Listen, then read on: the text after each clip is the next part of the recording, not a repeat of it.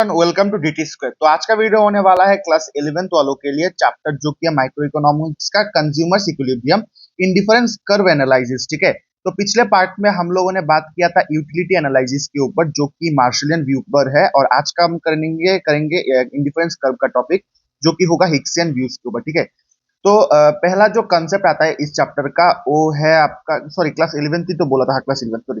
अच्छा ठीक है, तो पहला जो टॉपिक आता है कि हम आईसी यानी कि इंडिफरेंस कर्व एनालिसिस क्यों पढ़ेंगे आज। ठीक है ना, तो देखो पिछले जो वीडियोस है ना, जब हमने यूटिलिटी एनालिसिस किया था तब हमने यूटिलिटी को यूटिल्स के पर्सपेक्टिव से हमने डिफाइन किया था, और यूटिल्स आपका जो और यूटिल्स जो आपका है वो कार्डिनल नंबर पर है, कार्डिनल वे ऑफ मेजरमेंट, यानी कि आप एक से दो से या किसी भी नंबर से डिफाइन कर सकते हो आपका यूटिलिटी। ठीक है, वो था यूटिलिटी एनालिसिस के ऊपर। तो ये जो चैप्टर है, इस चैप्टर पे हम हिक्सियन व्यू के ऊपर बात करेंगे। ठीक है, हिक्सियन ने बोला था कि हिक्सियन व्यू के अनुसार, नॉट हिक्सियन ने बोला था, हिक्सियन उनका नाम नहीं है। ठीक है, हिक्सियन व्यू के मुताबिक हम यूटिलिटी को रैंक कर सकते हैं एज हाई और लो। ठीक है, हाई और लो या मोर और लेस। ठीक है, मोर और लेस मतलब कुछ कुछ किसी चीज को कंज्यूम करने के बाद हम इतना बोल सकते हैं, ठीक है, मेरे को अच्छा सेटिस्फेक्शन मिला, मेरे को कम सेटिस्फेक्शन मिला,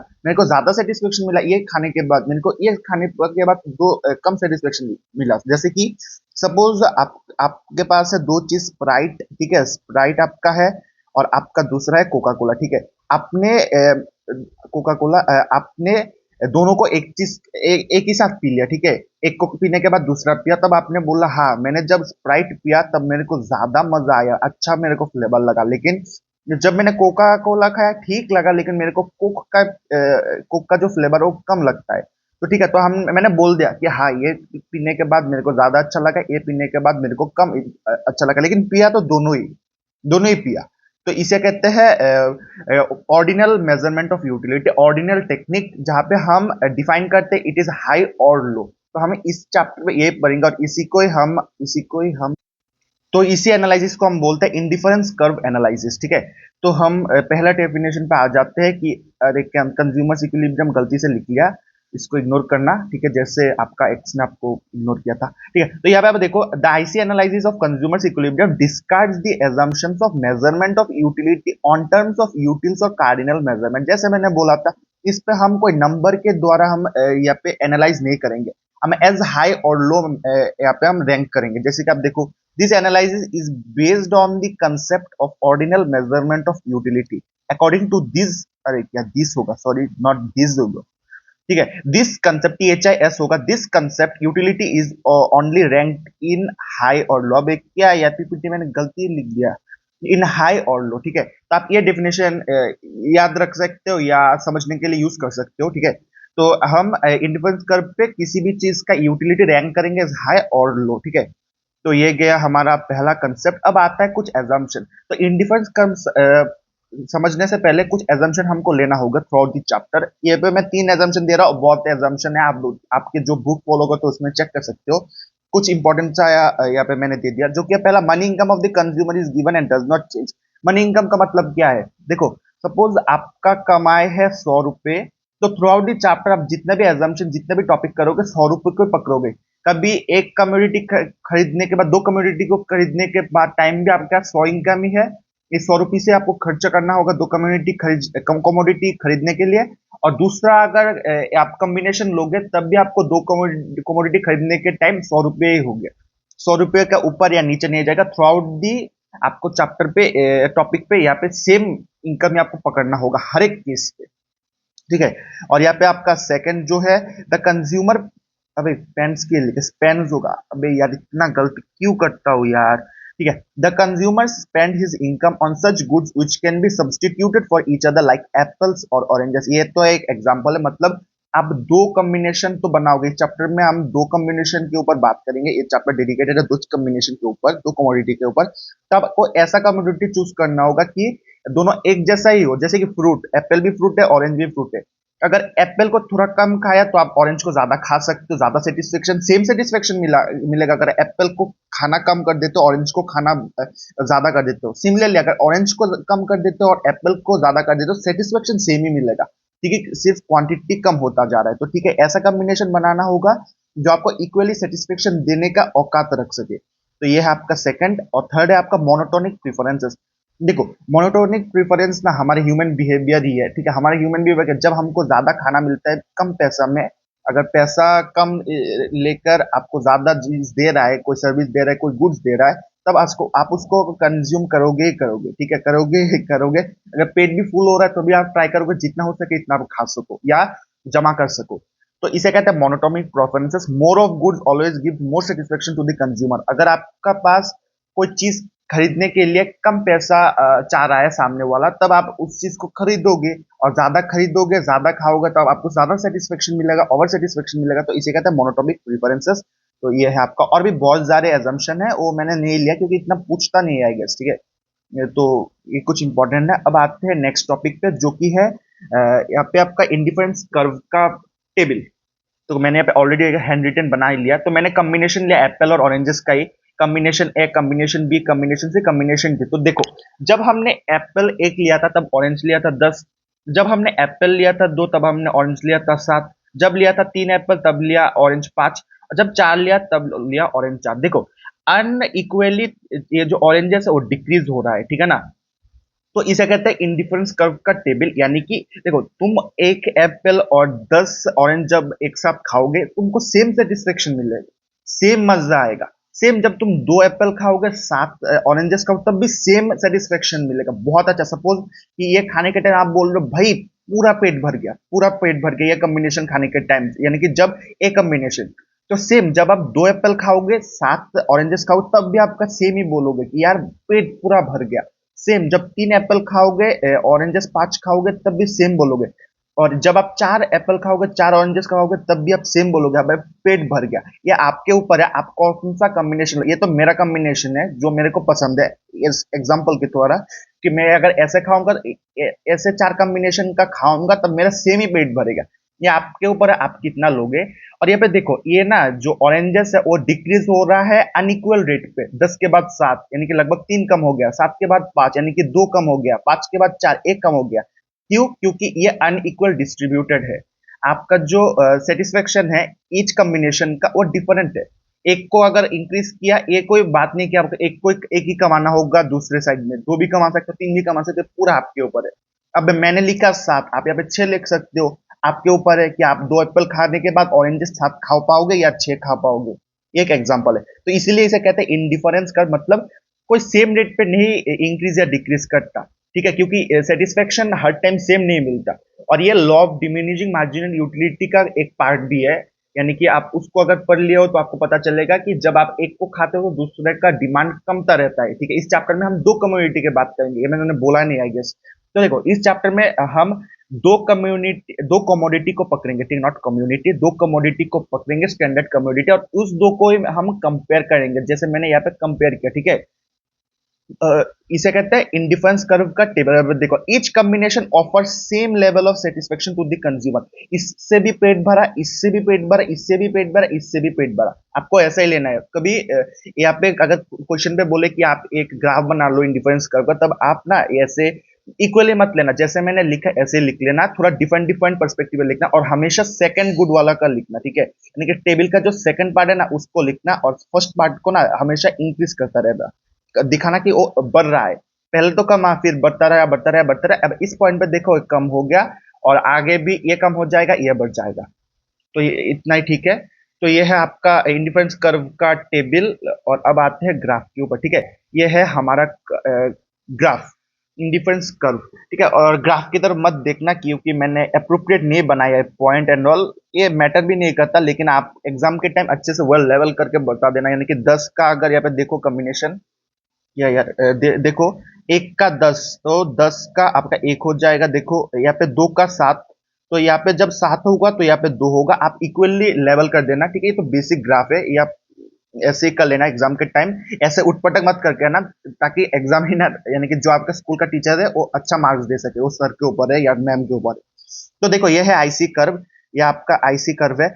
और इंडिफरेंस इंडिफरेंस ये जो कर्व है ना, इसे कहते हैं आईसी कर्व। ये जो लाइन आप देख रहे हो, अबे क्या यार, ये जो लाइन आप देख रहे हो, ये मैंने उल्टा कर दिया अभी। तो इसी कर्व को कहते हैं इंडिफरेंस कर्व, ठीक है। क्योंकि ये जो लाइन है ना, ये लाइन आपको दिखा रहा है कि आप कितना सेटिस्फेक्शन मिला कितने कॉम्बिनेशन से, इसके ऊपर नहीं जाएगा आपका सेटिस्फेक्शन या आपका कंजम्पशन, क्योंकि रिसोर्सेस आर लिमिटेड। तो ये जो पॉइंट है, इस पॉइंट को हम कहते हैं इंडिफरेंस कर्व, ठीक है। और ये देखो, जैसे कि 10 पे 1, आप यहाँ पे देख लो, ये देखो, 1 पे 10, 2 पे 7, 3 पे 5, 4 पे 4। तो मैंने एक्स एक्सिस पे एप्पल्स लिखा और वाई एक्सिस पे ऑरेंजेस लिखा। तो आप यहाँ पे देखो, यहाँ पे कुछ ऐसे होगा, देखो कॉम्बिनेशन एक ऐसा होगा 1,10, ये होगा आपका इस टाइप यहाँ पे। फिर आपका हो जाएगा 2 पे 7, वो दूसरा कॉम्बिनेशन है, या बी भी पकड़ सकते हो, ये लगभग इसी जगह पे होगा, ठीक है। तो यहाँ पे देखो हम क्या, देखो ये देखो, मैं यहाँ पे दिखा देता हूँ 1,10, 2,7, 3,5 और 4,4। तो ये डिफरेंट कॉम्बिनेशन ऑफ सेट है, ठीक है, डिफरेंट कॉम्बिनेशन है जो हम कंज्यूम कर सकते हैं, ठीक है। तो इसे कहते हैं आपका जो है इंडिफरेंस सेट, यानी कि different combinations of apples and oranges which we can consume and which give equal satisfaction. इसे कहते हैं, इसको जानने के लिए थोड़ा मैथमेटिक्स जानना चाहिए, ठीक है ना। ये बेसिक मैथमेटिक्स है, ये कोई हार्ड मैथमेटिक्स नहीं है, ठीक है। यहाँ पे एक्सप्लेन भी क्या करूं मैं, तो मतलब सपोज ए अगर आपने पकड़ा तो ए होगा 1,10, 1,10। बी अगर पकड़ा आपने 2,7।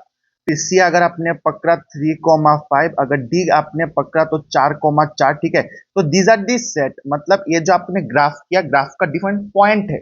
अगर आप अच्छे से नोटिस कर पाओगे तो ये देखो, अगर आप अच्छे से नोटिस कर पाओगे तो इसी इस ये जो कर्व है ना, इस कर्व के अंदर ही हर एक पॉइंट है। 1,10 इधर है, 2,7 इधर हो सकता है। फिर आपका 3,5 लगभग इधर हो जाएगा। मैंने ग्राफ उल्टा लिख दिया तो ऐसा हो गया, लेकिन ऐसे होगा, ठीक है। तो इसे कहते हैं इंडिफरेंस सेट। इसे कहते हैं इंडिफरेंस सेट, यानी कि combination of two goods which offers the same level of satisfaction. और ये पूरा कर्व को हम कहते हैं इंडिफरेंस कर्व, ठीक है।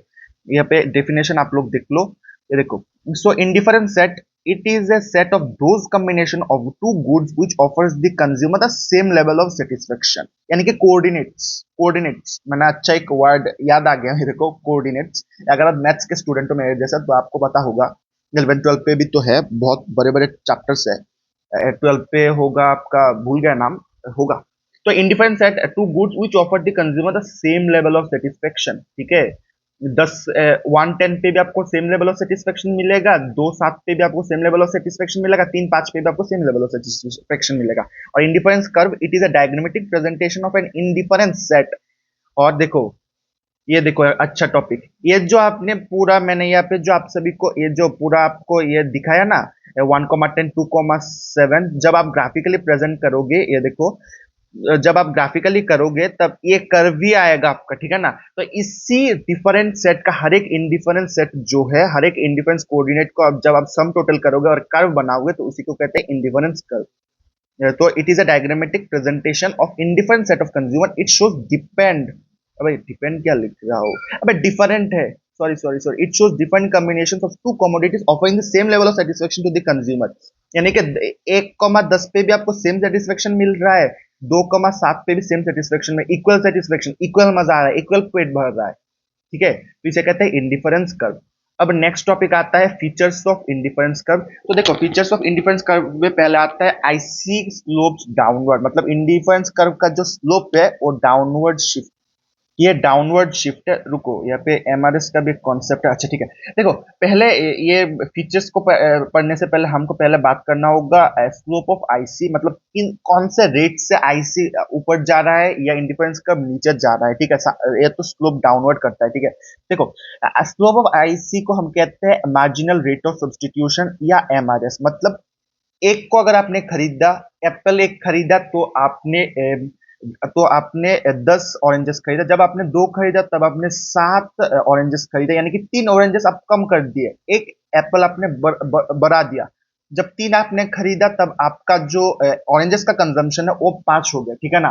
तो देखो, आपका जो ऑरेंजेस एक तरफ नीचे जा रहा है, 1 2 3 2 करके करके, और दूसरी तरफ एप्पल आपका एक एक करके ऊपर जा रहा है। उसे कहते हैं रेट ऑफ सब्स्टिट्यूशन। कौन से नंबर से आपका जो ऑरेंजेस है, या आप गुड एग्स भी बोलो, जो भी आपने कंज्यूम, जो भी आपने एज्यूम कर लिया गुड वाई, सॉरी, जिस रेट से आपका सब्स्टिट्यूशन हो रहा है, मतलब कम होता जा रहा है, उसे कहते हैं मार्जिनल रेट ऑफ रिटर्न। ठीक है, यहाँ पे देखो, marginal rate of rate substitution का फॉर्मूला है change in Y by change in X. Change in Y मतलब कौन से नंबर से आपका नीचे जा रहा है। ठीक है, जैसे कि देखो, अगर आपका 4 1 है तो 4 है, 2 2 है तो 1 है, 0 3 है तो 0 है। और यहाँ पे जो ये जो ट्राइंगल है ना, ट्राइंगल को कहते हैं आपका चेंज, मतलब हर एक क्वांटिटी ऑफ चेंज। तो मतलब अगर पहले था 10, अब आया 7, ठीक है ना, वो ऑरेंज मैंने बोला, तो आपका 3 कम हो गया, ठीक है ना, 3 आपका डिक्रीज हो गया, तो -3 होगा आपका चेंज, या आपका चेंज इन वाई, -3 करके करके नीचे जा रहा है, तो ऐसे होगा। ठीक है, यहाँ पे माइनस होगा, मैंने गलती से प्लस लिख दिया, हर एक केस में माइनस होगा। ठीक है, तो यहाँ पे देखो, आप नीचे जा रहा है, जैसे जैसे आपका जो नंबर है वो बढ़ता जा रहा है, यानी कि एप्पल बढ़ता जा रहा है, तब आपका जो मार्जिनल रेट ऑफ सब्स्टिट्यूशन वो नीचे जाता रहा है। तो ये है एक प्रॉपर्टी, इसे कहते हैं मार्जिनल रेट ऑफ सब्स्टिट्यूशन। इसका कोई डेफिनेशन नहीं करना चाहिए, ऐसे कोई काम का भी नहीं, आई गेस।